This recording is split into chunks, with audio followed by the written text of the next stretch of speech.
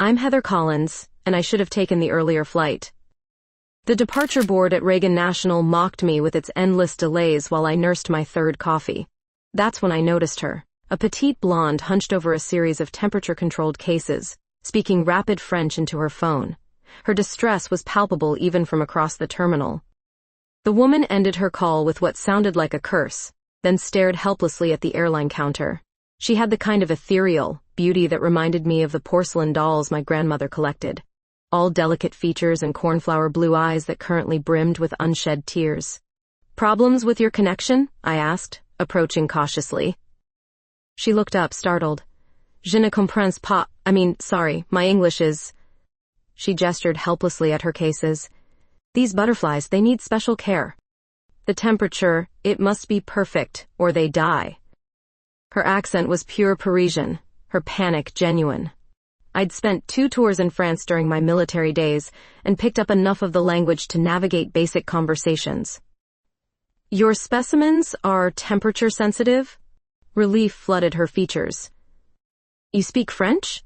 "Enough to help," I replied, switching languages. "What do you need?" For the next hour, I became her translator, advocate, and emergency logistics coordinator. The airline had mishandled her connecting flight, threatening to strand her precious cargo overnight. By the time we'd secured proper storage and rebooked her passage, the terminal had nearly emptied. "I am Violet Roberts," she said, extending a delicate hand. "I owe you everything." Heather Collins. Just glad I could help. We walked toward the exit together, our footsteps echoing in the deserted corridor. She moved with surprising grace despite her obvious exhaustion, and I found myself stealing glances at the way the fluorescent lights caught the gold in her hair. "Your hotel confirmation?"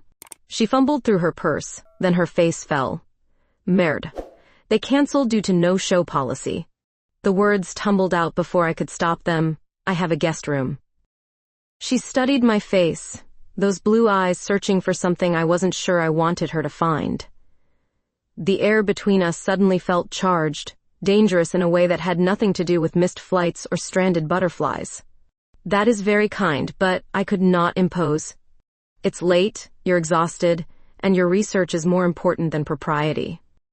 A smile played at the corners of her mouth, the first genuine expression I'd seen since spotting her across the terminal. Perhaps one night. Outside, the Virginia humidity wrapped around us like a warm embrace. As we loaded her cases into my car, our hands brushed, and I felt something shift between us, subtle but unmistakable. The drive to my Arlington apartment passed in comfortable silence, broken only by her soft directions and my stolen glances in the rearview mirror. She'd relaxed into the passenger seat, her guard finally down, and I realized I was already dreading the moment she'd leave. "Thank you," she whispered as we pulled into my driveway, "for everything." I turned off the engine, knowing this moment would change everything that came after. My guest room suddenly felt inadequate as Violet surveyed the space with those penetrating blue eyes. The military precision of my apartment, clean lines, neutral colors, everything in its designated place, seemed sterile compared to the vibrant energy she radiated. "It's perfect," she said softly, setting her overnight bag on the dresser. "Much better than any hotel." I lingered in the doorway longer than necessary, watching her unpack with careful, methodical movements. Her fingers were elegant, graceful in a way that spoke of delicate work with fragile creatures. "Wine?" The offer escaped before I could analyze the wisdom of alcohol with a stranger I was already finding dangerously attractive. Her smile lit up the room. "I thought you would never ask." We settled on my couch with a bottle of Malbec, the city lights of Arlington twinkling beyond my floor-to-ceiling windows. Violet curled her legs beneath her, suddenly looking younger, more vulnerable. "Tell me about the butterflies," I said, genuinely curious. Her entire demeanor transformed. "They are endangered monarchs from a private sanctuary in Provence. My research focuses on migration patterns, how climate change affects their breeding cycles." She paused, wine loosening her tongue. "It sounds boring, I know." "Not boring, passionate."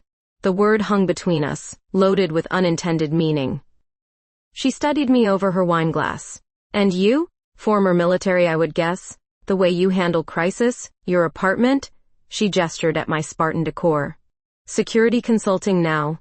Less exciting than it sounds. Lonely work? The question caught me off guard. Sometimes. Mine too. I spend months alone in remote locations, cataloging species most people will never see. Her voice carried a wistfulness that resonated deeper than I expected. My ex used to say I loved butterflies more than humans. Did you? With her, perhaps yes. We drank in comfortable silence, the wine warming pathways I'd kept carefully guarded since my last relationship ended 2 years ago. Violet's presence filled spaces in my apartment I hadn't realized felt empty. This is dangerous, she murmured, setting down her glass. What is? This feeling. Like I have known you forever, even though we met hours ago. I moved closer, close enough to catch her subtle perfume. Something floral and expensive that suited her perfectly. Maybe some connections transcend logic. Her breath caught as I reached up to tuck a strand of golden hair behind her ear. The simple touch sent electricity through both of us, undeniable and immediate. Heather, I know. This is crazy. But crazy felt right as she leaned into my touch. Her eyes fluttering closed. The space between us evaporated like morning mist. And suddenly her lips were against mine, soft, tentative, testing boundaries neither of us had planned to cross. The kiss lasted only seconds, but it changed everything. When we broke apart, her cheeks were flushed, her breathing unsteady. I should sleep, she whispered, though neither of us moved. You should. We sat frozen, the weight of possibility hanging between us like a question neither was ready to answer. Finally, she stood, steadying herself against the couch. Good night, Heather. Good night. I listened to her movements in the guest room, the soft sounds of her preparing for bed, and knew sleep would elude me. The taste of her lingered on my lips, a promise of complications I wasn't sure I was prepared to handle. But as I finally headed to my own room, I realized I was already in too deep to care about the consequences. Morning arrived with the awkward tension of unfinished business. I found Violet in my kitchen, already dressed, cradling a cup of coffee like a lifeline. The kiss from last night hung between us, unspoken but impossible to ignore. I called a cab, she said without looking up. The conservatory expects me at 9. I could drive you. Her blue eyes met mine, searching. That might complicate things. Things are already complicated. 20 minutes later, we were in my car heading toward the Arlington Butterfly Conservatory. Violet directed me through winding suburban streets to a glass-domed building nestled among towering oaks. This is my life's work, she said as we parked. Inside, the conservatory was a tropical paradise. Humid air thick with the scent of exotic flowers enveloped us as hundreds of butterflies danced through shafts of filtered sunlight. Violet transformed the moment we entered. Her posture straightened, her movements became purposeful, confident. Magnificent, I breathed, watching a monarch land delicately on her outstretched finger. This is Marcus Webb, my research partner, she said, introducing me to a tall man with graying temples and calculating eyes. Pleasure, Marcus said, though his handshake was perfunctory. Violet, we need to discuss the funding situation, privately. I wandered the exhibits while they talked in hushed, urgent tones near the administrative offices. Even from a distance I could see Marcus's agitation, the way his hands moved in sharp, frustrated gestures. Problems?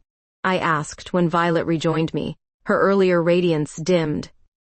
The grant committee is reconsidering our proposal. 6 months of work could disappear overnight. She touched a glass case housing chrysalises in various stages of development.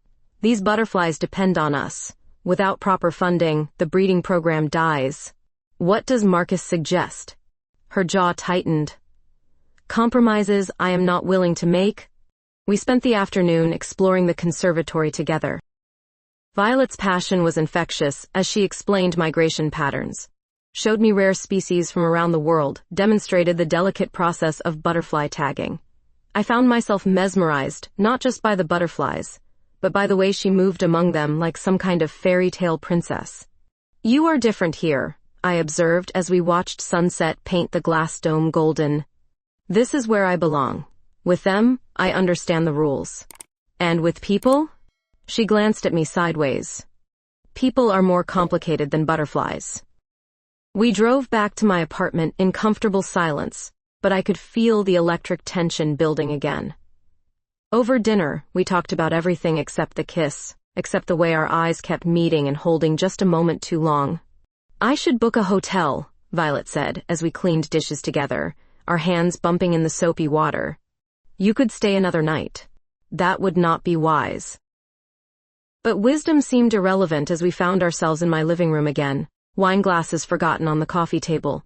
The space between us had shrunk to nothing without either of us acknowledging it. This morning, you said things were complicated, I whispered. They are. Do you care? Her answer came not in words but in the way she reached for me, her fingers tracing the line of my jaw before pulling me down to meet her lips. This kiss was different from last night's tentative exploration, deeper, more certain, carrying the weight of a decision made. When we broke apart, both breathing hard, she rested her forehead against mine. I do not do casual well, she whispered. Neither do I. Then what are we doing? I kissed her again, softer this time, tasting the question on her lips. Something dangerous. Something beautiful. We stayed like that, holding each other in the growing darkness, both knowing we'd crossed a line there was no uncrossing. The shrill ring of my doorbell shattered the intimate morning silence. Violet and I had spent the night talking, holding each other, crossing boundaries we'd both carefully maintained for years. Now sunlight streamed through my bedroom curtains as she stirred in my arms. Expecting someone? She murmured against my shoulder. Never. The bell rang again, more insistent. I pulled on a robe and padded to the door, checking the security monitor. A striking woman with dark hair and sharp features stood on my doorstep, her posture radiating barely contained fury. May I help you? I am looking for Violet Roberts. Her hotel said she checked out, but her phone... The woman's accent was unmistakably French, her English precise but heated. Emma? Violet appeared behind me, wrapped in my spare robe, her face gone pale. So this is where you have been hiding. Emma's dark eyes raked over both of us, taking in the obvious intimacy of our situation. We need to talk. The tension in my living room was suffocating as the two women faced each other. Emma was everything Violet wasn't. Tall, angular, commanding presence that filled the space with barely controlled energy. You left Paris without a word, Emma continued in rapid French. 3 years together and you disappear like smoke. I told you we were finished, Violet replied, her voice steady despite the tremor in her hands. Because of the institute position? I explained that was business, nothing personal. I caught enough of their exchange to understand the dynamics. A relationship that had ended badly, unresolved emotions, and Emma's apparent belief that she could simply reclaim what she'd lost. This is not the place, Violet said, switching to English, glancing at me apologetically. No, it certainly is not. Emma's smile was predatory as she studied me, though I admit I am curious about your new friend. The possessive way she said friend made my skin crawl, but I kept my expression neutral. Years of military training had taught me to recognize tactical manipulation when I saw it. Perhaps you should leave, I suggested calmly. Emma laughed, a sound like breaking glass. Oh, this is rich. The little butterfly researcher has found herself a protector. Emma, stop. Violet's voice carried a warning I'd never heard before. I came to offer you everything, chérie. The research position in Madagascar, unlimited funding. A chance to study species no one has ever documented. Emma's tone shifted, becoming almost seductive. All you have to do is come home. The offer hung in the air like poison. I watched Violet's face, saw the longing there, the professional desire warring with something deeper. And the price? Violet asked quietly. No price. Just us. The way we were meant to be. But I could see through Emma's performance. The calculated way she presented herself, the subtle threats wrapped in promises. This wasn't love. It was ownership. Violet makes her own choices, I said firmly. Emma's mask slipped for just a moment, revealing the fury beneath. And what exactly are you offering her? Security work? This sterile apartment? A life of suburban mediocrity? The words stung because they contained a grain of truth. What could I offer someone like Violet, whose work took her to the far corners of the world, whose passion burned brighter than anything in my carefully ordered existence. Violet was quiet for a long moment, studying both of us. Then she moved closer to me, her hand finding mine. "I choose to stay." Emma's composure cracked completely. "You are making a mistake, Violet. This woman, this life, it will never be enough for you. That's not your decision to make." "Fine." Emma gathered her purse, her movements sharp with barely controlled rage. "But when you grow bored of playing house, do not expect me to be waiting." The door slammed behind her, leaving us in shocked silence. "I'm sorry," Violet whispered. "For what?" "For bringing my past into your life. For the complication." I pulled her into my arms, feeling the tension slowly leave her body. "Everyone has a past. Not like this." We spent the rest of the morning wrapped around each other, making love with an intensity that spoke of claiming, of choosing, of burning bridges that could never be rebuilt. In the aftermath, as Violet traced patterns on my skin, I realized Emma had been wrong about one thing. This would be enough. This would be everything. Emma's unexpected visit had rattled us both, but by evening, we'd managed to reclaim some normalcy. Violet and I returned from dinner at a quiet Italian restaurant, our fingers intertwined as we climbed the stairs to my apartment. The conversation had been light, carefully avoiding the emotional minefield of her ex-girlfriend's ultimatum. "I think I'm falling for you," she'd whispered over candlelight, and my heart had done something dangerous in response. Now, fumbling with my keys in the dim hallway, I felt that same flutter of anticipation. But the moment I opened the door, everything changed. My apartment looked like a hurricane had torn through it. Couch cushions scattered across the floor, drawers pulled out and dumped, papers everywhere. But this wasn't random destruction. Someone had been searching for something specific. "Stay behind me," I whispered, my military instincts kicking in as I scanned for threats. We moved carefully through the chaos. My laptop was gone, along with several client files from my home office. But then Violet gasped, pointing to something I'd missed. Tucked beneath a shard of broken glass from my coffee table was a folded piece of paper, placed deliberately where we'd be sure to find it. "What does it say?" Violet asked as I carefully extracted the note. The handwriting was shaky, desperate. "He's stealing everything. The money, the research, the butterflies. I tried to warn her, but he has connections everywhere. Check the conservatory files. Trust no one official. Help me before it's too late, a friend." My blood ran cold as I read it aloud. Violet's face went white.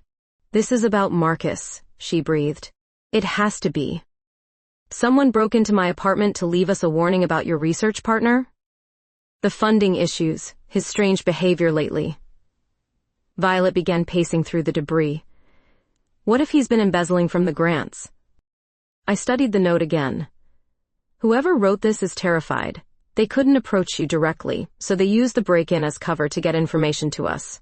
But who would know about our connection? We've only been together a few days." A chill ran down my spine. Someone's been watching us. Violet sank onto my overturned chair, her hands shaking. "My research data, my years of work. If Marcus has been using it for something illegal. What kind of information do your files contain?" "Migration routes, breeding locations, habitat coordinates." Her voice grew smaller. "Exact GPS locations of endangered species populations." The implications hit us both simultaneously. In the wrong hands, that data would be invaluable to poachers, collectors, anyone wanting to exploit protected wildlife. "We need to get to the conservatory," I said, already planning our next move. "Now? It's after hours. That might be our advantage. If Marcus is hiding something, he won't expect us to look tonight." Violet stood, her fear transforming into determination. "I have access codes." As we prepared to leave, I caught her arm. "This could be dangerous. If Marcus really is involved with criminals, those butterflies are my life, Heather. If someone is using my work to harm them, I have to stop it." The drive to the conservatory felt surreal, streetlights flashing past as we navigated empty roads. Violet was quiet, probably thinking through the implications of Marcus's potential betrayal. I was running tactical scenarios, trying to anticipate what we might find. There, Violet pointed to a side entrance. The administrative offices. The building was dark except for emergency lighting, casting eerie shadows through the glass dome above us. Violet's hands trembled slightly as she entered her access code, but the door clicked open. Inside, the butterflies seemed restless in the darkness, their movements creating whispered sounds against leaves and glass. We made our way carefully to Marcus's office, using my phone's flashlight to navigate.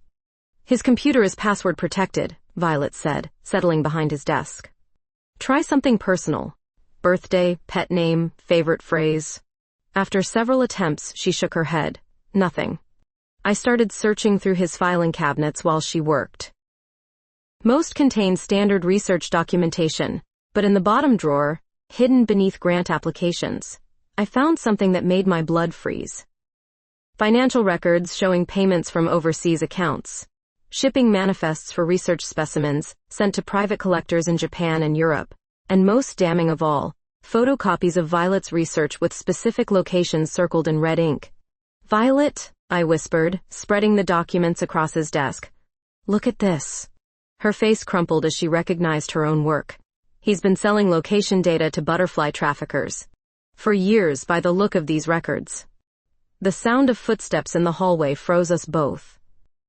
I killed the flashlight instantly, grabbing Violet's hand and pulling her behind Marcus's desk as the footsteps grew closer. Through the glass office walls, we could see a security guard's beam sweeping the conservatory floor. Regular patrol, Violet whispered in my ear, her breath warm against my neck despite our terror. We waited in cramped silence until the guard moved on, then quickly gathered the incriminating documents. My military training kicked in as I photographed everything with my phone before returning the files to their hiding place. We need to get this to the police, I whispered. No. Violet's grip on my arm was fierce. Marcus has connections everywhere. That's what the note said. What if the investigation gets buried? She had a point. In my security work, I'd seen how money and influence could make evidence disappear. We needed more than documents. We needed proof of active trafficking.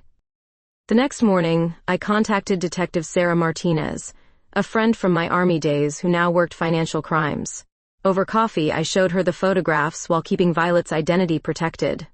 This is definitely money laundering, Sarah confirmed, studying the overseas transfers. But proving the butterfly trafficking angle will be tricky. We need evidence of actual shipments. What kind of evidence? Transport records, customs documentation, communications with buyers. Something that links the financial transfers to specific illegal activities. When I returned home, Violet was pacing my living room like a caged animal. Marcus called. He wants to meet tomorrow, about protecting the research from funding cuts. You can't seriously be considering it. What if I wear a wire? Get him to admit what he's doing? Absolutely not. It's too dangerous. But I could see the determination in her blue eyes. The same passion that drove her to protect endangered species now focused on stopping the man who'd betrayed her trust. He's using my life's work to destroy the very creatures I'm trying to save, she said quietly. I have to try. That evening, as we lay tangled together on my couch, I traced the delicate curve of her collarbone and tried to memorize every detail. The thought of losing her to Marcus's schemes terrified me more than any combat situation I'd faced. Promise me you'll be careful, I whispered against her skin. Promise me you'll trust me to handle this. Our lovemaking that night was desperate, urgent, as if we both sensed the danger ahead. Afterward, she curled against me and whispered secrets about her childhood in Provence, her first glimpse of monarch butterflies, the moment she knew her life's purpose. I never expected to find you, she murmured as dawn approached. Find what? Someone who sees me, not just my work, someone worth staying for. The words settled into my chest like warm honey. But morning brought harsh reality crashing back. I've been thinking about your ex-girlfriend's visit, I said over breakfast. Violet's coffee cup paused halfway to her lips. What about it? The timing seems convenient. She shows up just as we're discovering Marcus's scheme. You think Emma is involved? I think we should consider all possibilities. Violet was quiet for a long moment, processing the implications. She did offer me that research position in Madagascar. Unlimited funding, she said. From where? I never asked. We spent the morning calling in favors, running background checks, following digital breadcrumbs. By noon, the picture became clearer and infinitely more disturbing. Emma Dubois wasn't just a researcher. She was connected to several international wildlife trafficking organizations. Her institute in Madagascar was a front for rare species smuggling, and Marcus Webb had been receiving payments through shell companies she controlled. She played us both, Violet said, staring at the evidence spread across my dining table. Used our relationship to get close to my research, then positioned Marcus to steal the data when I left Paris. The job offer was probably fake, a way to get you out of the country while they cleaned out the conservatory. And when I chose you instead of her, she activated Plan B, direct theft. Violet's phone buzzed with a text from Marcus. Meet me at the conservatory at 8 p.m. Come alone. We need to discuss your future. I looked at the message, then at Violet's determined face, and knew our quiet romance was about to become something much more dangerous. We're not doing this alone, I said firmly. We? You're not getting rid of me that easily. She kissed me then, soft and grateful and terrified, and I tasted our uncertain future on her lips. Detective Martinez agreed to provide backup, but only if we could give her solid evidence of criminal activity. The plan was simple in theory. Terrifying in execution, Violet would meet Marcus while wearing a wire, and I'd monitor from my car outside the conservatory. He's desperate, I told Violet as we tested the recording equipment. Desperate people make mistakes. Or they become violent. The afternoon crawled by with agonizing slowness. Violet practiced casual conversation techniques, while I checked and rechecked our communication protocols. Neither of us mentioned the obvious. If Marcus suspected a trap, she'd be completely vulnerable. At 7:30, we drove to the conservatory in tense silence. The building looked different at night, its glass dome reflecting the city lights like a beacon. Too exposed, too many ways for things to go wrong. Remember, just get him talking about the funding issues, I said, as Violet checked her earpiece one final time. Let him reveal the trafficking connection naturally. And if he doesn't? Then we stick to Plan B and get you out safely. She kissed me quickly, tasting of fear and determination. If something happens, nothing will happen. But watching her walk toward the entrance, I felt the familiar pre-combat anxiety that had saved my life more than once in military operations. Something was off about this whole setup. My phone buzzed with a text from an unknown number. Your girlfriend is walking into a trap. Marcus knows about the wire. Get her out now. My blood turned to ice. Violet, abort. Get out of there now. Static crackled through the earpiece. Heather? I can barely hear you. The signal's being jammed, I muttered, already moving toward the building. Through the conservatory's glass walls, I could see Violet in Marcus's office, their body language suggesting normal conversation. But then I spotted movement in the shadows, at least two other figures positioned near the exits. My phone rang. Emma's voice was sharp with urgency. They're going to kill her, Heather. Marcus panicked when he realized you'd found the financial records. Why should I trust you? Because I may be a thief, but I'm not a murderer. And because I still love her. The admission hung between us for a moment. Then Emma continued, there's a service entrance on the south side. I can get you in? I had seconds to decide. Trust the woman who'd been manipulating us for days, or watch Violet walk into an execution. Where are you? Already here. Emma emerged from behind a maintenance shed, her usual polished appearance replaced by dark clothing and grim determination. Whatever her motives, she wasn't lying about the danger. Marcus has 2 men with him, she whispered as we approached the service door. Professional killers, not local thugs. How do you know? Because I recommended them before I realized what this was really about. The service entrance opened to Emma's keycard, and we slipped inside among the humid tropical air and rustling butterflies. Through the administrative area's glass walls, I could see Violet still talking with Marcus, but his posture had shifted, more aggressive, controlling. She knows something's wrong, Emma observed. Look at her hands. Violet's fingers were pressed flat against the desk, a subtle signal we'd arranged if she felt threatened. My heart hammered as I calculated distances, exit routes, potential weapons. Marcus, I don't understand why you're so upset. Violet's voice came through my earpiece, clearer now that we were closer to the building's transmission equipment. Don't play innocent, Cherie. We know about your midnight visit, your little investigation. Emma cursed softly in French. He's not even pretending anymore. Through the glass, I watched Marcus move around his desk toward Violet, who had stood and was backing toward the door. But one of his men appeared in the doorway, blocking her escape. Time to go, I whispered to Emma. We moved through the conservatory like ghosts, using the dense foliage and exhibit structures as cover. My military training merged with Emma's intimate knowledge of the building's layout as we positioned ourselves for simultaneous strikes. On my signal, I mouthed. Emma nodded, her usual arrogance replaced by focused intensity. Whatever had brought us to this moment, whatever complicated history existed between the three of us, right now we had a common goal. Marcus's voice carried clearly now. Your research was quite valuable, Violet. Almost as valuable as you might have been, if you'd been more cooperative. I won't let you destroy endangered species for profit. You won't let me? Marcus laughed coldly. You're hardly in a position to stop anything. That's when I saw the gun. The sight of Marcus's gun changed everything. Through the glass partition, I watched him level the weapon at Violet, who had gone perfectly still, her hands raised in surrender. The recording device, Cherie. Remove it slowly. Violet's fingers trembled as she reached for the wire taped beneath her collar. The tiny microphone clattered onto Marcus's desk, and he crushed it beneath his heel with savage satisfaction. Did you really think I wouldn't notice? Marcus's voice carried clearly through the thin walls. I've been doing this for 15 years. Your amateur surveillance techniques were pathetic. Emma and I had positioned ourselves on opposite sides of the office complex. Through hand signals, we coordinated our approach while Marcus continued his confession, apparently believing Violet would never leave the room alive.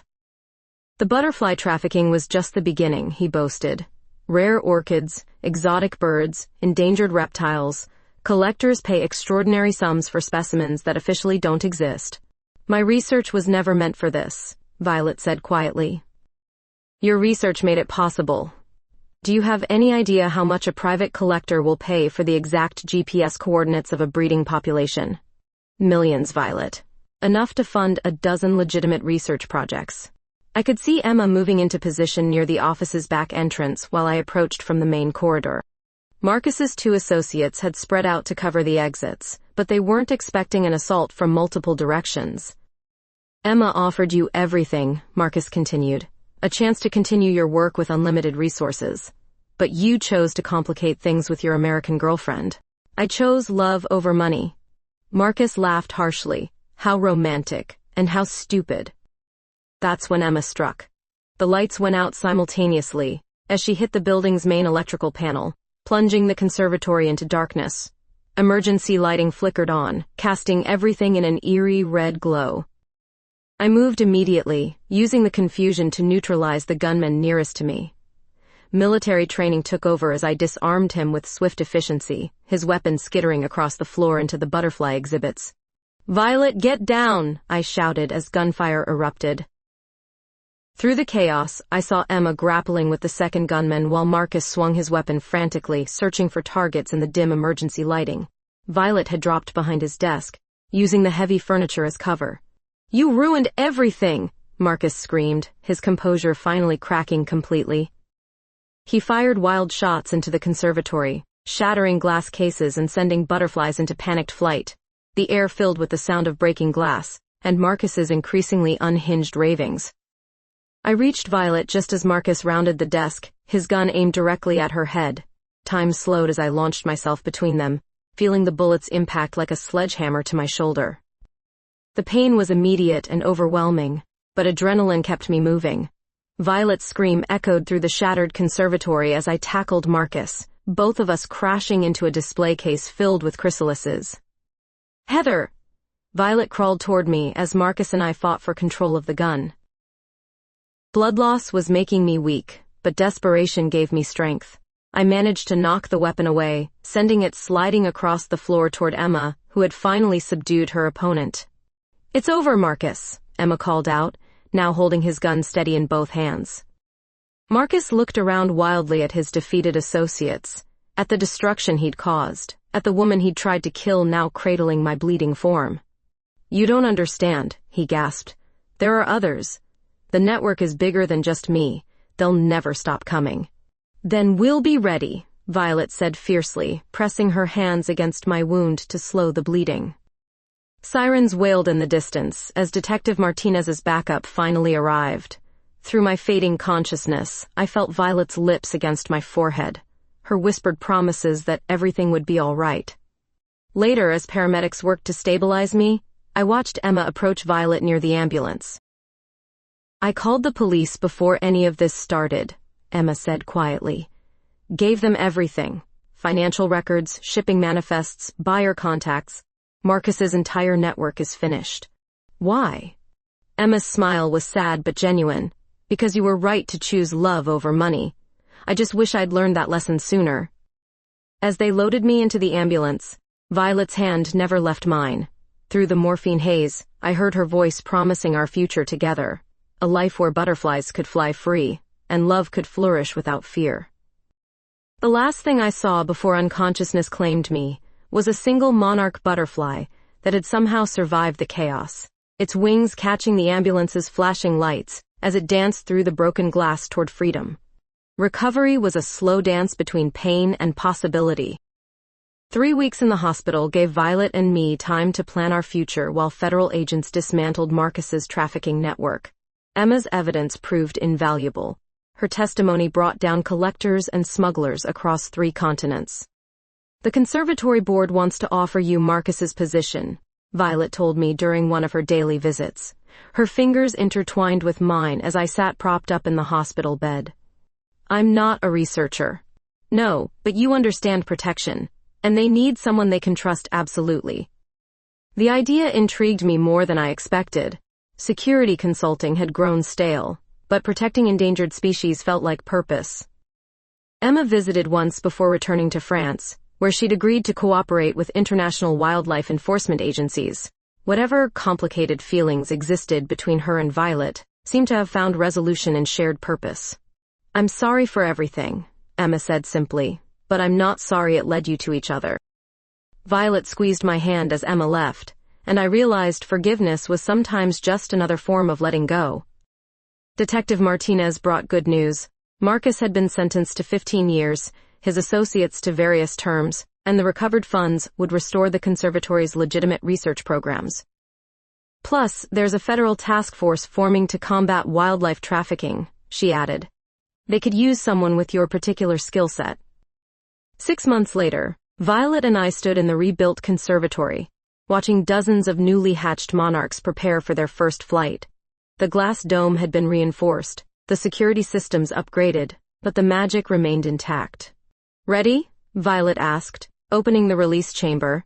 Butterflies erupted into the afternoon sunlight, their wings catching golden rays as they began their ancient migration. Some would travel thousands of miles, following genetic memories older than human civilization. "They're beautiful," I whispered, watching them spiral upward toward freedom. "They're survivors," Violet corrected, "like us." Our joint venture had exceeded every expectation. Collins Roberts Wildlife Protection combined my security expertise with Violet's research knowledge, creating something unprecedented in conservation work. We'd consulted on projects across 4 continents, always together, always protecting the vulnerable. The engagement ring felt natural on Violet's finger as we watched the last butterflies disappear into the Virginia sky. We'd chosen simple gold bands engraved with butterfly wing patterns, symbols of transformation and endurance. "I love you," she said, the words carrying the weight of everything we'd survived together. "I love you too." That evening, as we walked hand in hand through Arlington's quiet streets toward our shared apartment, I reflected on the chaos that had brought us together. A delayed flight, a language barrier, a moment of kindness that had bloomed into something magnificent. "Do you ever wonder what would have happened if you'd taken that earlier flight?" Violet asked, as if reading my thoughts. "Every day." "And?" And I'm grateful I didn't. Our apartment was different now, filled with Violet's books on Lepidoptera, my security equipment, photographs from our travels together. It felt like home in a way my sterile military precision never had. "What are you thinking about?" Violet asked as we settled onto our couch with wine, city lights twinkling beyond the windows where we'd first kissed. "The future." "Our future?" I pulled her closer, breathing in her familiar perfume, feeling the steady rhythm of her heartbeat against my chest. Our future.